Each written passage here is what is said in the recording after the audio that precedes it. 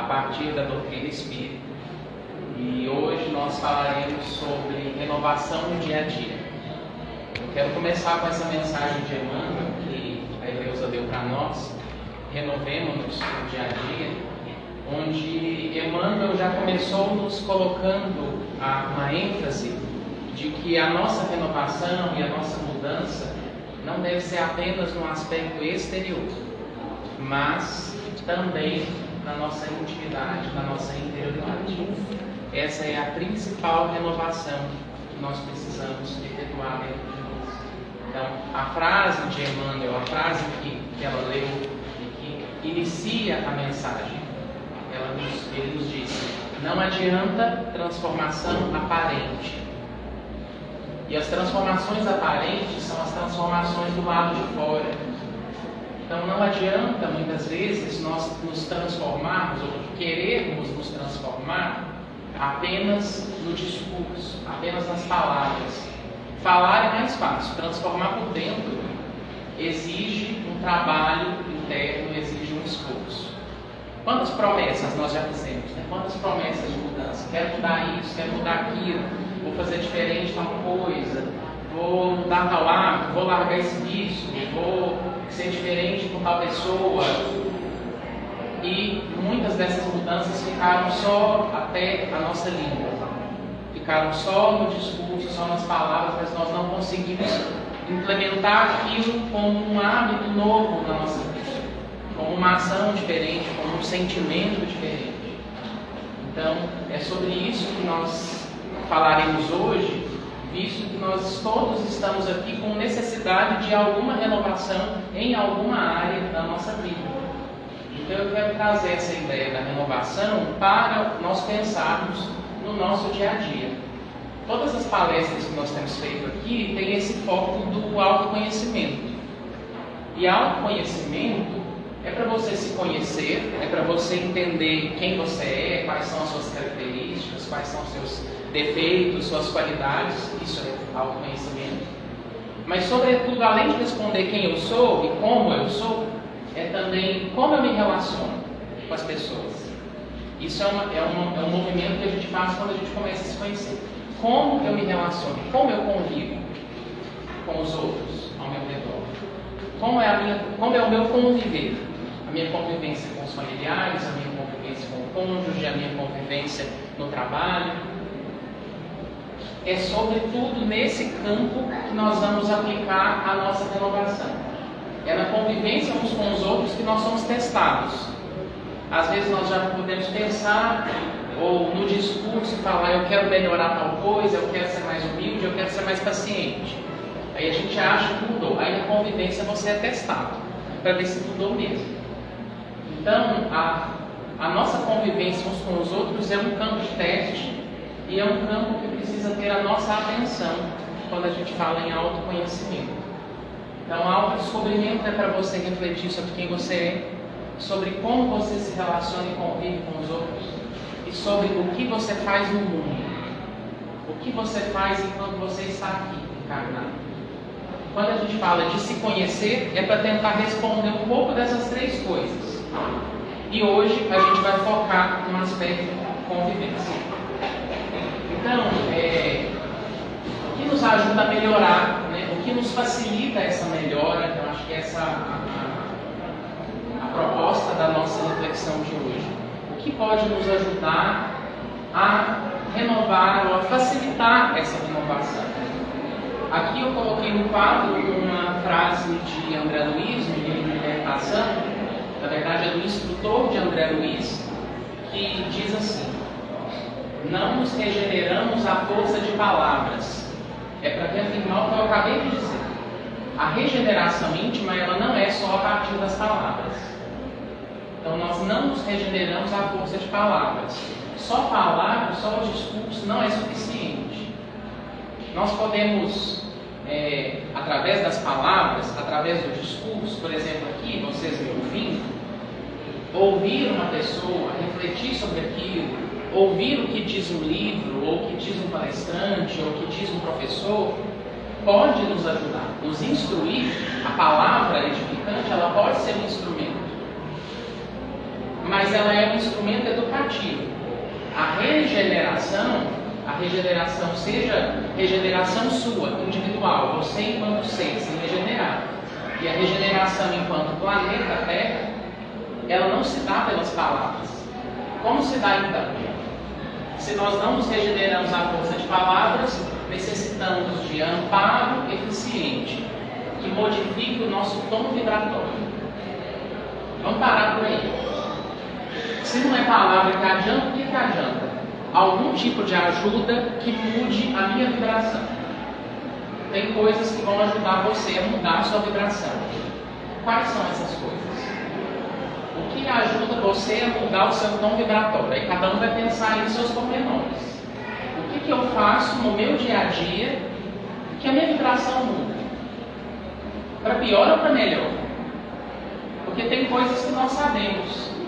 Eu assisto demais esse programa aqui, ou essa notícia, ou eu leio tal tipo de livro, ou eu fico conectado em tal pessoa, ou em tal ambiente, isso baixa minha vibração. Ou quando eu leio tais coisas, ou quando eu vou em tal lugar, quando eu fico naquela companhia, quando eu vou na natureza, quando eu faço meus exercícios, aí cada um vai pensar o que é que te ajuda a subir o seu tom vibratório. O que é que te ajuda? Tem algumas coisas que elas são meio que universais, cada um vai ter as suas características. Para algumas pessoas, por exemplo, ficar junto de pessoas pode aumentar o tom vibratório, dependendo de quem são essas pessoas. Tem gente que eleva o tom vibratório ficando sozinho. Tem gente que precisa da solidão ou do afastamento para ali eu mudar meu tom vibratório. Porque às vezes estar junto com muita gente não contribui muito. Então cada um vai achar o seu caminho. Mas tem algumas coisas que ajudam a gente a mudar o nosso tom vibratório. E que elas são meio que servem para a maioria de nós. Tem recursos que nos auxiliam a mudar o nosso tom vibratório. Na nossa prática espírita, nós temos algumas recomendações. A prece, uma leitura edificante, tomar o passe, fazer um tratamento desobsessivo, água fluidificada. Tudo isso é recurso. São os recursos que nós recomendamos de uma forma geral como um tratamento coletivo. Todos nós podemos nos beneficiar e usufruir disso. Ou seja, modificar o nosso tom vibratório pode ser facilitado por esses recursos. Então, quando eu pergunto para você o que te ajuda a subir a sua vibração, você pode ter os seus caminhos particulares, mas esses gerais vão também te ajudar. Então, nos dias que eu não estou bem, eu lembrei de rezar, eu lembrei de ir lá tomar um passe, eu lembrei de fazer uma leitura, eu lembrei de pedir ajuda, não estou passando bem, então eu vou lá e peço, hoje é um dia de tratamento, peço o tratamento fluidoterápico, desobsessivo. Tudo isso é recurso auxiliar. Passe, leitura, água fluidificada, prece, tudo isso é para nos auxiliar. Só que nós precisamos usar para modificar o nosso tom vibratório. Vou continuar a leitura. Necessitamos de amparo eficiente que modifique o nosso tom vibratório, elevando o nosso modo de sentir e pensar. A última parte da frase é a mais importante para nós agora. Nós precisamos de coisas que mudem o nosso tom vibratório, a nossa energia, para uma vibração mais alta. Mas nós precisamos elevar o nosso modo de sentir e de pensar. Elevar o nosso modo de sentir e de pensar não depende desses recursos auxiliares. Uma prece, ler um livro, assistir uma palestra, vir aqui, tomar passe, pode te ajudar a mudar a sua vibração. Mas se você não cuidar do seu modo de sentir e de pensar, daqui a pouquinho você volta para a vibração que você estava antes. Então esses recursos, eles são para auxiliar. Mas o que vai resolver mesmo, o que vai transformar mesmo, o que vai te renovar mesmo, é você perceber que jeito que eu penso sobre as coisas, que jeito que eu sinto sobre a vida, que padrões de pensamento, de sentimento eu preciso renovar e mudar em mim. Se nós ficarmos dependentes de um lugar que nos dê as coisas, que nos dê os recursos para a gente ficar bem, a gente só vai ficar bem quando a gente estiver ali. E na verdade a proposta da Casa Espírita é nos ajudar, mas é também promover a autonomia. Para que você venha, se abasteça, se melhore, use os recursos que a Casa Espírita tem para te ajudar a ficar bem, mas depois você caminha com as suas pernas. Tem épocas, dependendo da dificuldade, que a gente está precisando ainda de um amuleto, que a gente não está pronto para caminhar com as nossas próprias pernas. Mas não é para sempre esse depender de um lugar, depender de uma ajuda, de um recurso externo. Então, lembremos dos recursos que nos ajudam a mudar o nosso tom vibratório, mas lembremos também que nós vamos precisar, mais dia menos dia, a olhar o nosso jeito de pensar e de sentir as coisas. Nós vamos precisar transformar isso, senão nós vamos ficar eternamente precisando de um hospital, de uma enfermaria, de um pronto-socorro como esse, para nos socorrer das nossas mazelas. E a ideia é que a gente se trate, que a gente receba alta e que a gente fique bem. E depois adoece de novo, cuida de novo, e melhora, e caminha um pouco só. Mas a ideia é que a gente não fique eternamente nesse lugar de dependência. E essa é uma postura que pode nos fazer olhar para a espiritualidade ou para qualquer coisa que vem para nos ajudar na cura, de uma posição infantil. Então, uma coisa que nos dificulta na nossa renovação, no nosso dia a dia, é se a gente se coloca muito criança na vida. Criança é no sentido de depender de algo ou de alguém para que eu esteja bem. Essa é uma postura mais infantil. Ou de terceirizar a minha melhora. Eu vou lá no centro, aí o centro me melhora. Eu vou lá, a palestra, ou passe, ou alguma coisa de fora me faz ficar bem. E eu? Que recursos que eu busco dentro de mim, do meu ser, para que eu fique bem, para que eu me mantenha mais tempo bem. Então, essa é uma reflexão que você precisa fazer. Quais as forças que eu tenho dentro de mim? Não está num lugar, não está em algum lugar, ou receber alguma coisa de alguém. O que é que eu tenho dentro de mim? Do meu ser, do meu espírito. E aí é a nossa busca de renovação. Se nós ficarmos simplesmente esperando que venha algo de fora e nos resolva, a gente não se renova. Aí a gente está no sol com a peneira. Aí vem algo, aí você toma um passe, aí acalma, aí faz um tratamento, dá uma melhorada, aí lê um livro, faz alguma coisa, distrai, ok. Mas e os problemas que você não olhou, que às vezes estão intocados? E os temas que você precisa renovar? Porque é isso que acontece. Aí a gente vai num lugar, a gente recebe uma ajuda e aquilo nos melhora, aí a gente fala, não, deixa pra lá, já passou, não estou mais tão ansioso, não estou mais tão nervoso. E aí aquela mudança fica para depois.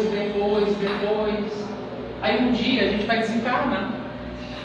E a gente vai lembrar das coisas que a gente se propôs a melhorar aqui. Um dia a realidade bate na nossa porta e fala, e a vida que você viveu? E o que você propôs a fazer? E as coisas que você quis aprender antes de encarnar? E as suas dificuldades que você veio aqui para te ajudar, a te levar para um ponto mais além? Será que você foi mais além? Então, essas reflexões que mudam o nosso modo de sentir, de pensar, elas são do autodescobrimento. Por isso, eu vou retomar o que nós falamos na palestra anterior, há um mês atrás, que reconhece-se o verdadeiro espírita pela sua transformação moral e pelos esforços que faz em domar as suas más inclinações. O que nós estamos falando hoje é da transformação moral. Quando nós estamos ainda esforçando para domar as nossas más inclinações, essa segunda parte é assim, é esforçar para não causar estrago muito grande. Você sabe que você tem más inclinações, você dá uma segurada para não causar muitos danos para você ou para as pessoas que você ama. Mas você reconhece o verdadeiro espírito, tanto que ele se transforma moralmente. E a transformação moral se dá no pensar e no sentir. E no agir como consequência. Mas às vezes a gente quer mudar o agir só. A gente já quer agir diferente. E nós esquecemos que antes da ação tem o pensamento, tem o sentimento, tem as coisas internas que me motivam a agir daquela maneira. Então não queira só mudar o seu modo de falar, de conversar, ou o seu modo de comportar-se, de agir com as outras pessoas. Isso é consequência. Antes de você falar e antes de você agir, tem algo que acontece dentro de você. Tem um pensamento e um sentimento que faz com que a sua ação e o seu falar seja daquela maneira. Então, nós precisamos pensar, tá, eu preciso mudar tal atitude, eu preciso falar de um outro jeito, eu preciso me comunicar de outra forma. O que tem por trás? São pensamentos, são sentimentos que tem dentro de mim que fazem com que eu aja daquela maneira.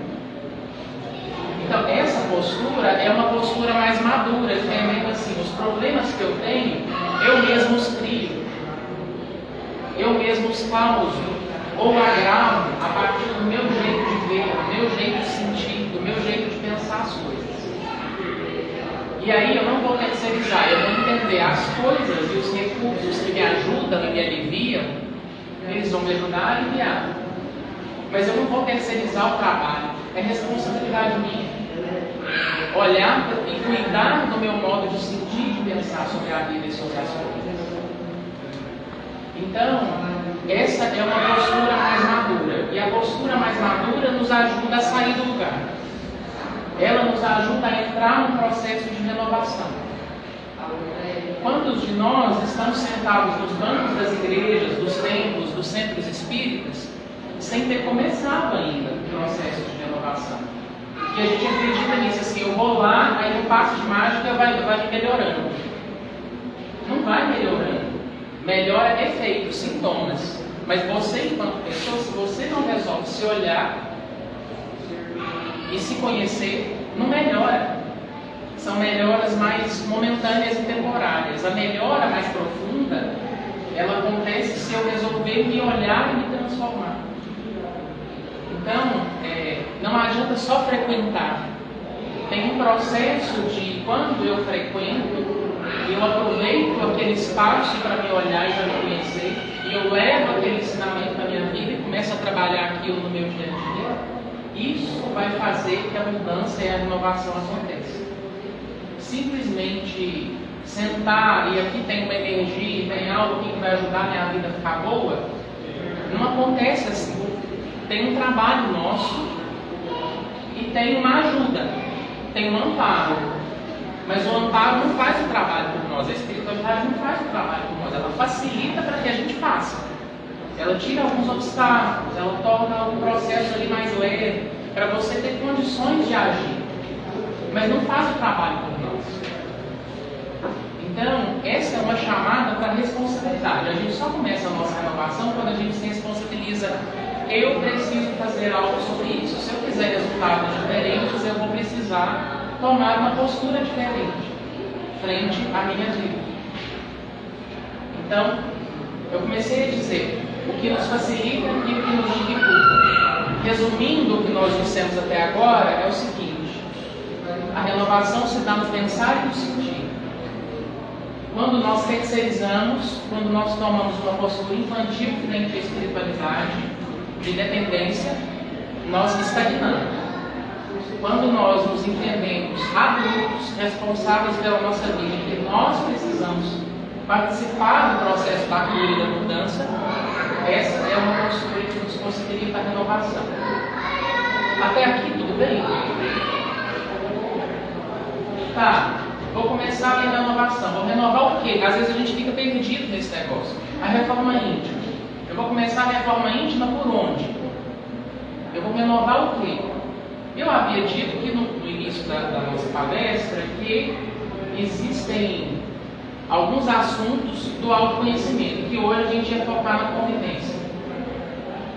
Eu quero trazer um conceito da psicologia, esse não é um conceito espírita, mas é um conceito da psicologia, para esclarecer algumas questões da nossa convivência, onde a gente pode pensar em hábitos mentais ou pontos de estagnação da nossa mente que a gente precisa cuidar para renovar a nossa convivência, a nossa relação com os outros.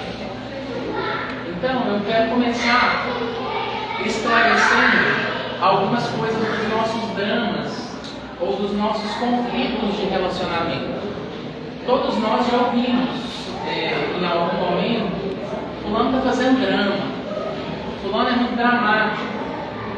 Todo mundo já ouviu isso em algum momento, ou sobre si mesmo ou sobre alguém. Essa questão do dramatizar, do fazer drama. Existe um conceito na psicologia que se chama triângulo dramático, que eu esquematizei aqui atrás. Eu vou explicar um pouquinho o que esse conceito traz e a que ele se aplica na nossa vida, para que a gente possa compreender os nossos dramas. Esse triângulo diz respeito aos nossos dramas, aos nossos conflitos, aquilo que repete na nossa vida. Drama, a palavra drama no grego tem a ver com ação e tem a ver com o teatro, com os personagens que atuam nas peças. Então, nós podemos perceber que na nossa vida, às vezes nós atuamos como um personagem. Nós temos algumas ações na novela ou no teatro da nossa vida que são como esses personagens. Nós temos determinados jeitos de agir que são às vezes bem característicos. Nós vamos nos identificar em alguns deles para a gente perceber onde a gente precisa de um ajuste, de uma renovação, de uma mudança. Eles são três. A gente pode percebê-los em qualquer romance, em qualquer novela: o perseguidor, o salvador e a vítima. São três papéis bem característicos e que nós podemos habitar e atuar neles no nosso viver e no nosso modo de relacionar com as pessoas. Aqui a gente está falando de um drama, de como se fosse um teatro. Então aqui eu não estou falando de situações onde tem uma perseguição real a um bandido, por exemplo, ou alguém salvando alguém que está em apuro, num desastre, num afogamento, num acidente, ou uma vítima real de uma situação de um assalto, de um sequestro, de uma violência. Eu não estou falando de situações reais, de uma vítima real, de um salvador real. Às vezes na nossa vida nós precisamos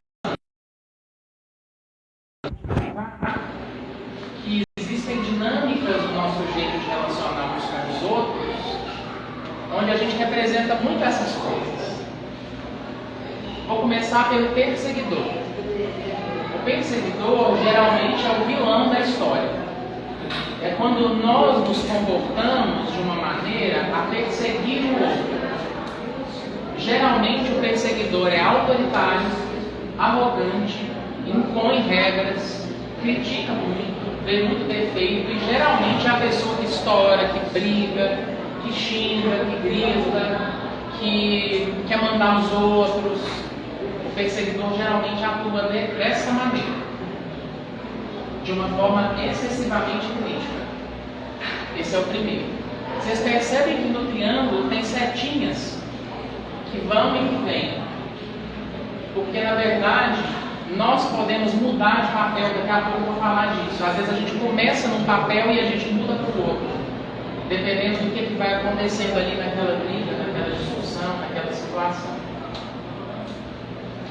Junto com os perseguidores tem os salvadores. Quem é o salvador? Geralmente o salvador é a pessoa que ajuda muito. Ela quer ajudar todo mundo, até quem não precisa, ou até quem não quer ajuda. O salvador é alguém que tem uma necessidade extrema de ajudar e de se doar. E às vezes essa pessoa reclama que ela fica cansada, sobrecarregada, que ninguém agradece ela, que ninguém cuida dela, que ela salva e cuida de todo mundo e ninguém cuida dela. Essa é a queixa, geralmente, do Salvador. Faço tudo por todos, ninguém me reconhece. Faço até o que eu não posso, tiro de mim até o que eu não tenho, me dou demais. Esse é o Salvador.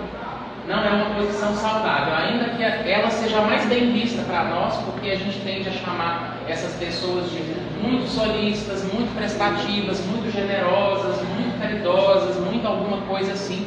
Mas essa pessoa não fica bem com ela mesma. Ela se desgasta tanto que às vezes ela fica não saudável para ela mesma. Não tem um equilíbrio aqui nessa postura, porque ela traz um certo adoecimento. E tem a vítima, que é a pessoa que gruda em alguém, ou que reclama muito. Geralmente a vítima é aquela pessoa que ela vai grudar no Salvador. Ela vai querer alguém que toma conta dela, que resolve para ela, que apoia ela, que dá suporte para ela, que protege ela. Ou ela vai estar sofrendo a violência ou o ataque de alguém que persegue ela. Pode ser as duas coisas, é dos dois lados. A pessoa que está numa posição de vítima, às vezes ela vai tanto ser perseguida quanto salva. Depende da dinâmica que está acontecendo aqui. Por que eu estou explicando esses três papéis? Na nossa vida, às vezes nós podemos, em algumas situações, nos comportar como perseguidores, excessivamente críticos. Aí uma hora a gente para de perseguir, aí a gente arrepende que ficou bravo, foi muito autoritário, foi muito arrogante, aí quer salvar, quer passar a mão na cabeça, quer proteger demais. Os salvadores são super protetores. Ou o contrário, eu sou o super protetor e aí uma hora eu canso, eu falo assim, cansei, não vou ajudar mais ninguém, não quero fazer nada para ninguém. E aí eu estouro e começo a cobrar e a jogar na cara das pessoas tudo o que eu fiz para elas. Essa é uma mudança do Salvador para cá, do perseguidor. Esses papéis, eles têm uma dinâmica, a gente vai mudando no nosso jeito de relacionar uns com os outros, de um papel para outro. E às vezes a gente se vitimiza, às vezes a gente quer salvar, às vezes a gente quer perseguir. A grande questão é que nenhum desses papéis são papéis adultos. São papéis onde a nossa parte adulta não está participando. A parte adulta é a parte que está mais na realidade, que é mais racional, que consegue pensar, avaliar, refletir sobre as coisas. Geralmente nesses nossos dramas e jogos não tem adultos. Geralmente tem crianças ou tem as nossas imaturidades participando. Como que soluciona isso aqui? Como que desmonta essa dinâmica que às vezes nos adoece tanto? Nós precisamos trazer a nossa parte adulta, porque cada um desses papéis tem coisas boas para serem aproveitadas.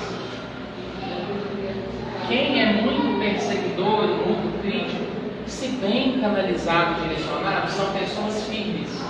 São pessoas que às vezes elas têm uma força para estar numa posição de comando e é uma pessoa que lidera e faz a coisa acontecer.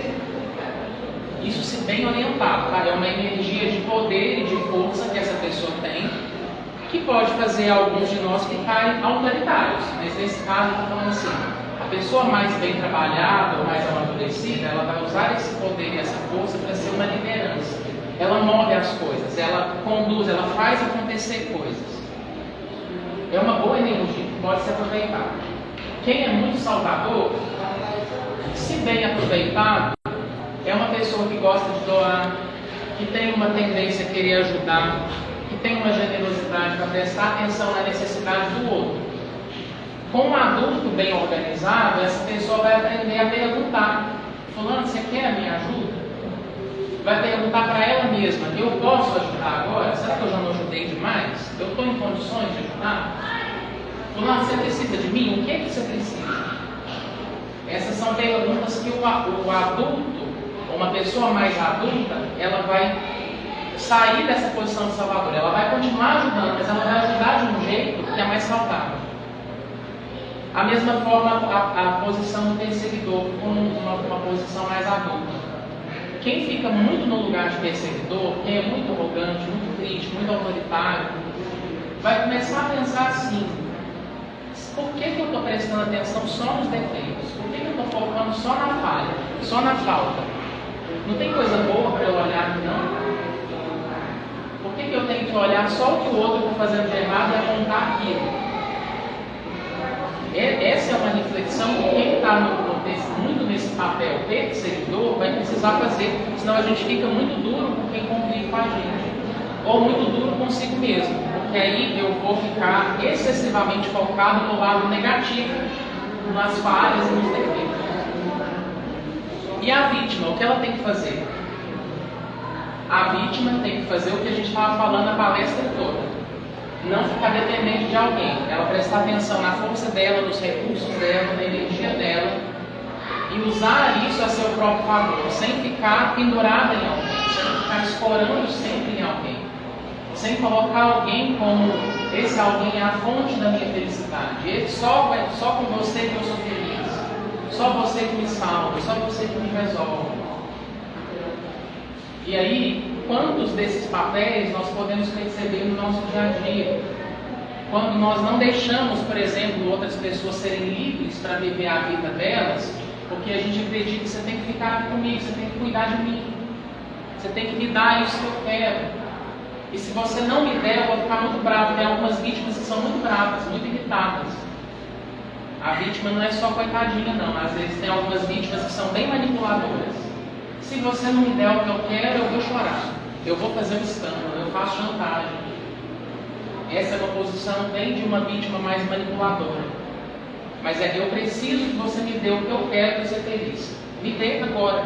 Eu exijo que me dê agora. Se não me der, eu vou ficar bravo com você. Quantos de nós já não tratamos um filho, um marido, ou um namorado, ou uma mãe, ou um pai dessa maneira? Então, essas são posturas que nós precisamos repensar, porque nós vamos pular de uma para outra. Quando a gente estiver na nossa parte não madura, nós provavelmente vamos agir de alguma dessas formas. Ou crítico demais, ou protetor demais, ou vítima demais. E aí, esses conceitos e essas coisas que eu estou trazendo para nós hoje é para ajudar a refletir sobre padrões no modo de sentir e de pensar. Cada papel desses tem um modo de sentir e de pensar. E é aí que a nossa atenção precisa ser colocada. É aí que precisa estar o nosso foco. Se eu estou vítima demais, ou se eu estou salvador demais, ou se eu estou perseguidor demais, eu vou precisar entender onde eu preciso mudar, com quem eu preciso mudar, onde que eu preciso renovar. Então, esse triângulo é para nós levarmos como uma inspiração para o nosso dia a dia. Ninguém precisa ser vilão, ou ninguém precisa ser o herói de ninguém 24 horas. E ninguém é vítima aqui na Terra. Nós podemos usar esses ensinamentos como uma inspiração para nos conduzir para ações melhores no nosso dia a dia. Que isso seja uma inspiração para nós repensarmos nos nossos excessos, nos pontos que a nossa mente fica estagnada, a gente só consegue agir daquele jeito.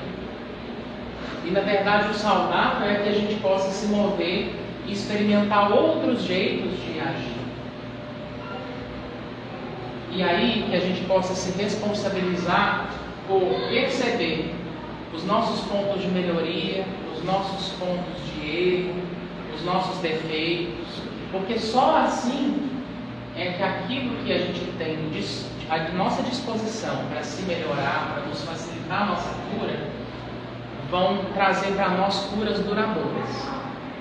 Se a gente não reflete nessas coisas, a gente vem aqui, passa por cima, melhora um pouquinho, alivia um pouco o sofrimento, mas a gente volta e continua perseguindo em casa, ou continua pendurado em alguém, ou continua carregando todo mundo nas costas.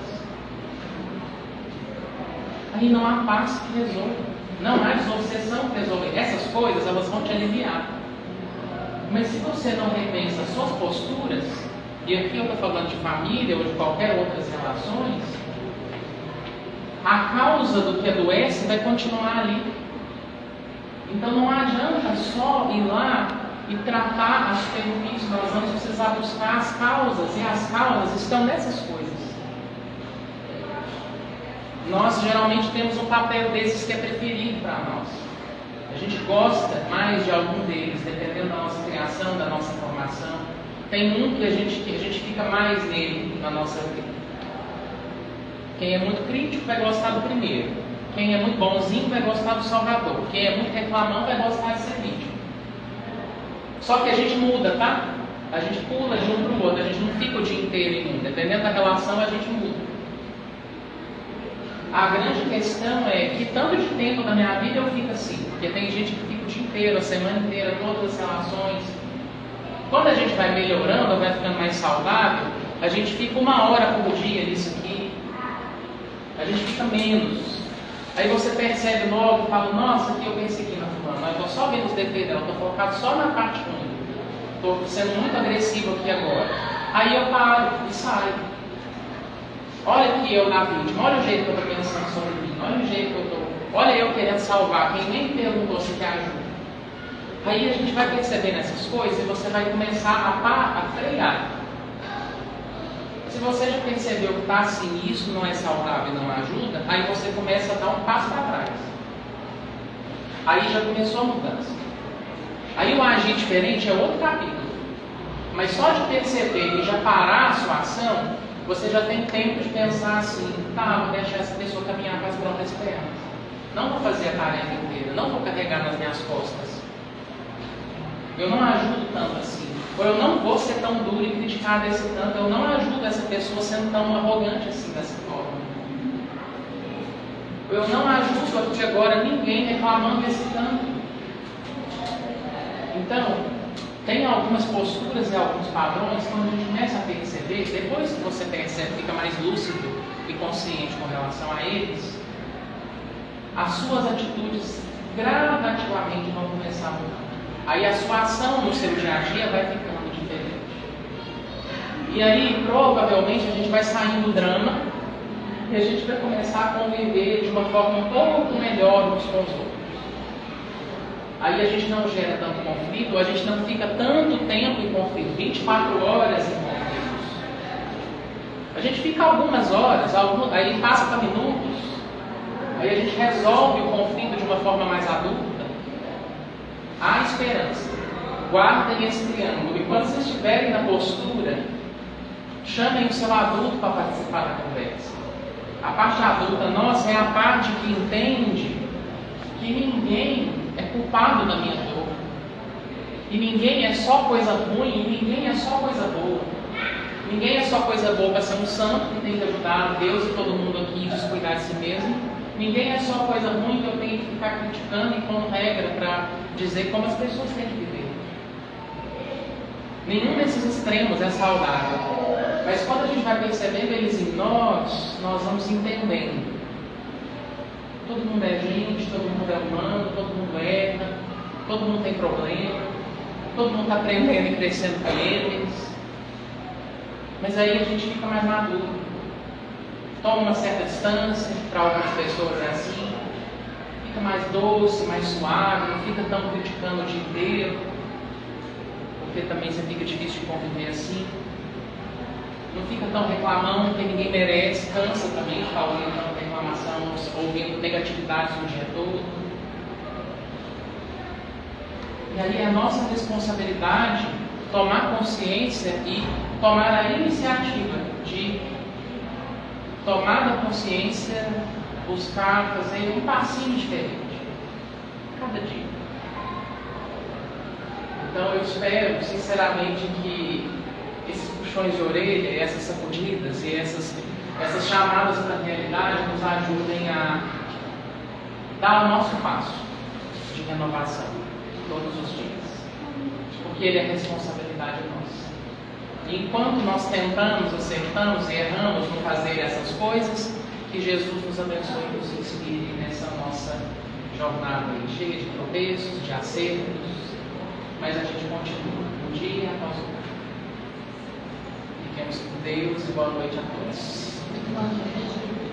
Obrigada, Alisson, pela palavra, pelos ensinamentos de hoje. E aí a gente vai passar para o Padre e o Alisson vai fazer o encerramento para nós, até a festa da noite.